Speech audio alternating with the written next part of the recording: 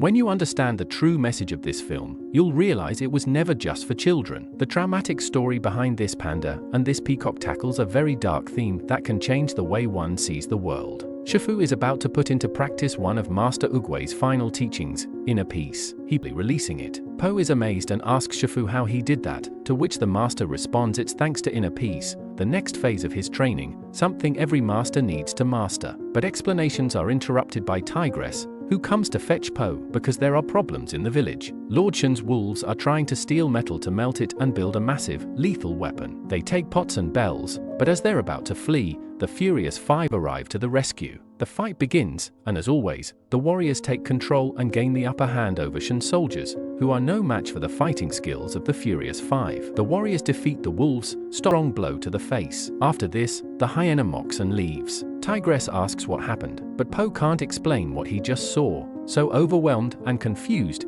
he decides to go in search of answers. What the panda just experienced is a regression to his childhood, triggered by the symbol he just saw. At that moment, Po believes they are visions or dreams, but they are actually memories of an event he lived through and which traumatized him so much that his mind repressed it as a defense mechanism. However, that brief vision is just one piece of the puzzle we are going to put together in this story. Po arrives at the restaurant in search of the truth. He greets his father and asks to speak with him alone. Once in private, he tells him that he had visions about his mother and himself as a baby and now has a question that he can't get out of his head. Where do I come from? His father, with no choice but to tell the truth, tells him that he had a crucial lesson. The past does not completely define his identity, rather, his ability to choose his path and his present and future actions are what really matters. This revelation allows Po to achieve inner peace, a concept he had been pursuing throughout the film. Inner peace is not just a meditation technique, but a profound acceptance of oneself and one's own history, with all its wounds and traumas. With renewed clarity in final battle against Shen's army, Shen's ability to create destructive weapons makes him a formidable opponent,